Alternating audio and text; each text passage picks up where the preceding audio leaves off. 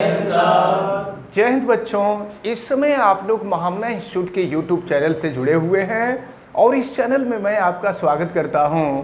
आज हम लोग क्लास 10th हिंदी माध्यम गणित एनसीईआरटी बुक के अध्याय 4 द्विघात समीकरण की प्रश्नावली 4.3 का क्वेश्चन नंबर 3 पढ़ने जा रहे हैं। और क्वेश्चन नंबर 3 में देखें, निम्न समीकरणों के मूल ज्ञात कीजिए। एक बात मैं आपको बता दूं, आप दिमाग में रखे रहेंगे कि यहाँ पर द्विघातीय सूत्र जिसको हम सदाचार्य का फार्मूला कह रहे थे, उस फार्मूले का ही यूज करके हम मूलों को ज्ञात करेंगे।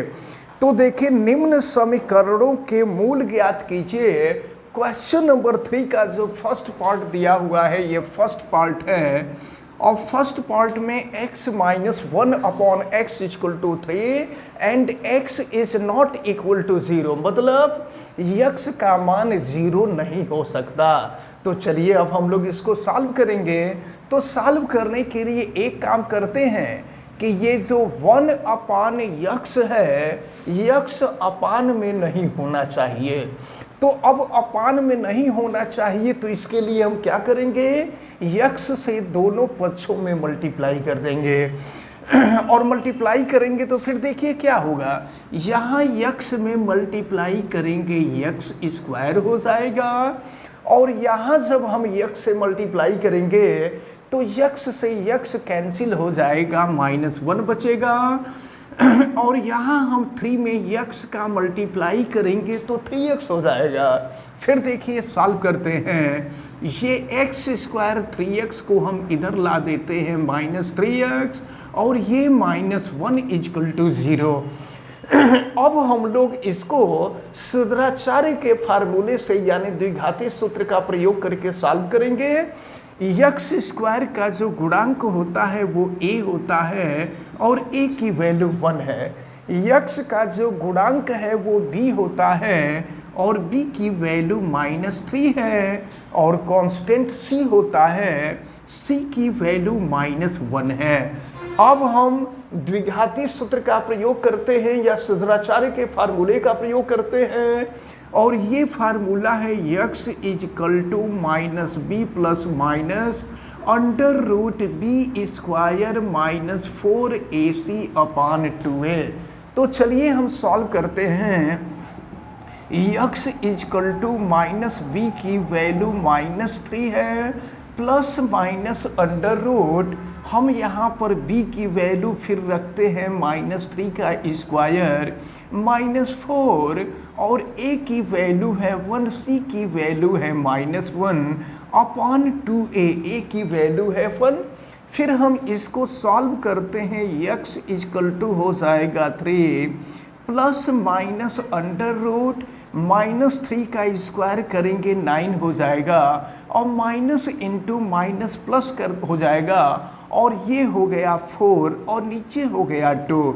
फिर x equal to 3 plus minus 9 plus 4 13 हो जाएगा, ये हो गया अंडर रूट 13/2।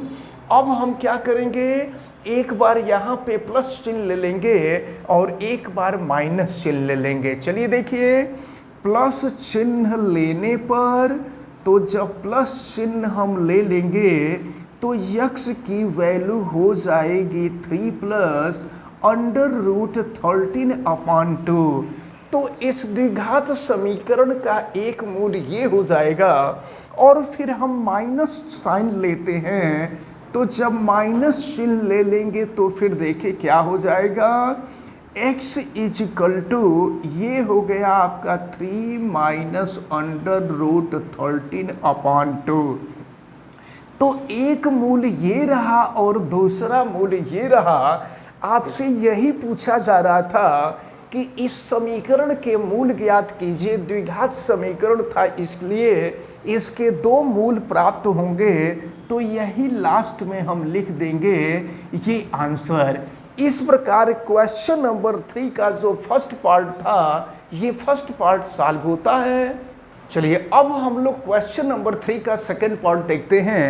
सेकेंड पार्ट में दिया है 1/x + 4 - 1/x - 7 = 11/30 and x is not equal to -4 7, मतलब x का मान न तो -4 हो सकता और न ही 7 हो सकता है।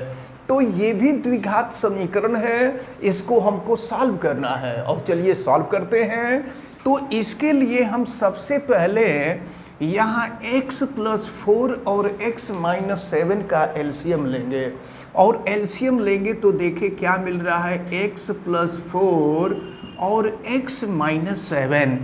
x + 4 से डिवाइड करेंगे तो x - 7 बचेगा और माइनस फिर हम x - 7 से डिवाइड करेंगे तो x + 4 बचेगा और ये हो जाएगा आपका 11/30।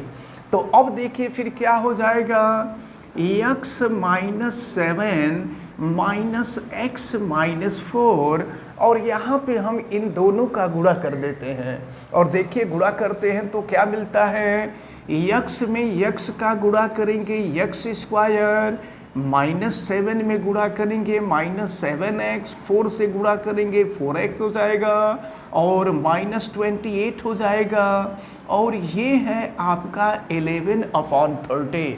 फिर आगे हम सॉल्व करते हैं, देखिए x से x कैंसिल हो जाएगा, -7 - 4 -11 हो जाएगा और यहाँ हो गया आपका x² और ये देखिए 4x - 7x, तो 4x - 7x - 3x -28 = 11/30। अब एक बात आप ज़रा ध्यान से देखिए, बराबर के दोनों साइड 11 है, इधर भी 11 है इधर भी 11 है, तो 11 से 11 कैंसिल हो जाएगा। अब ये हो जाएगा आपका -1/x² -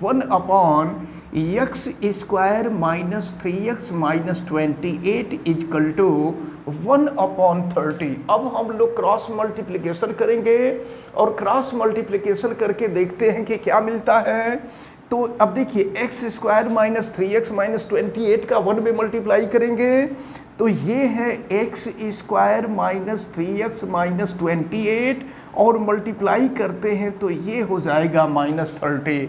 अब -30 को हम बराबर के पहले ला देंगे तो x² - 3x -30, देखिए ये -28 है और फिर बराबर के बाद -30 है, बराबर के पहले आएगा तो +30 हो जाएगा = 0 हो गया और फिर ये हो जाएगा आपका x² - 3x और ये 30 - 28 है तो ये 2 = 0 हो जाएगा।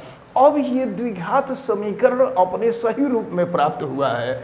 अब हम लोग इसको द्विघाती सूत्र यानी सिद्धाचार्य के फार्मूले से सॉल्व करेंगे। ये जो पूरा समीकरण दिया था, पूरे समीकरण को सॉल्व करने के बाद हमको ये द्विघात समीकरण मिला है। अब हम यहाँ पर देखते हैं x² का गुणांक a है, a की वैल्यू 1 हो जाएगी, x का गुणांक b है, b की वैल्यू -3 हो जाएगी और कांस्टेंट c है, c की वैल्यू 2 हो जाएगी। अब हम लोग सिद्धाचार्य का फार्मूला यानी द्विघात समीकरण का प्रयोग करते हैं। चलिए यहाँ देखिए तो x = -b + -√b² - 4ac हो जाएगा 2a। तो x = और b की वैल्यू -3 है, फिर हम रख देते हैं यहाँ -3 + -√b², b की वैल्यू -3 है तो ये हो जाएगा -3 का स्क्वायर -4 और a की वैल्यू 1 है और c की वैल्यू 2 है, ये 1 और c की वैल्यू 2 है। तो फिर देखिए और नीचे हो जाएगा अपॉन 2a और a की वैल्यू 1 है, फिर x =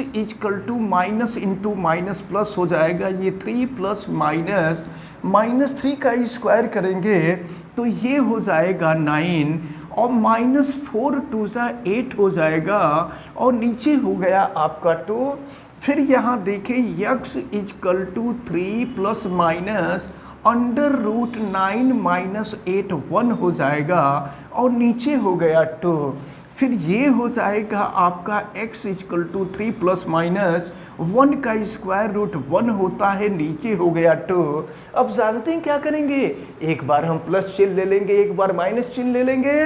तो चलिए प्लस चिन्ह लेने पर प्लस चिन्ह लेते हैं तो क्या मिलता है, देखिए x = हो जाएगा 3 + 1/2 यानी 4/2, 2 से ये कैंसिल हो गया 2। तो यक्स का जो पहला मान निकल रहा है वह 2 निकल रहा है। और फिर अब हम माइनस चिन्ह लेने पर माइनस चिन्ह ले लेंगे तो फिर क्या हो जाएगा, यक्स = 3 - 1/2। तो 3 - 1 2/2, 2 से 2 कैंसिल हो गया 1। तो इस प्रकार ये जो द्विघात समीकरण था, द्विघात समीकरण को जब हम हल कर किए तो एक मूल मिला x = 2 और दूसरा मूल मिला 1। यही इसके सेकंड पार्ट का सॉल्यूशन रहा। तो इस प्रकार क्वेश्चन नंबर 3 के फर्स्ट और सेकंड दोनों पार्ट सॉल्व होते हैं। तो हमें उम्मीद है कि आज ये जो दोनों क्वेश्चन आपको बताए गए, यानी क्वेश्चन नंबर 3 का फर्स्ट और सेकंड पार्ट जो बताया गया, ये दोनों पार्ट आपको बहुत अच्छी तरह से समझ में आए होंगे। आप वीडियो को लाइक ज़रूर कीजिएगा और अगर चैनल पे नए हैं तो चैनल को सब्सक्राइब भी कर लीजिएगा। चैनल सब्सक्राइब करने के लिए यूट्यूब पे महावना इंस्टीट्यूट सर्च कीजिए और रेड कलर के सब्सक्राइब वाले बटन को आप क्लिक कर दीजिएगा, चैनल सब्सक्राइब हो जाएगा। इस वीडियो को मैक्सिमम स्टूडेंट तक शेयर कीजिए ताकि मैक्सिमम स्टूडेंट इसको अच्छी तरह से समझ सकें। और अगर किसी प्रकार की कोई दिक्कत समझ में आती है तो आप हमें कमेंट करके बतावें।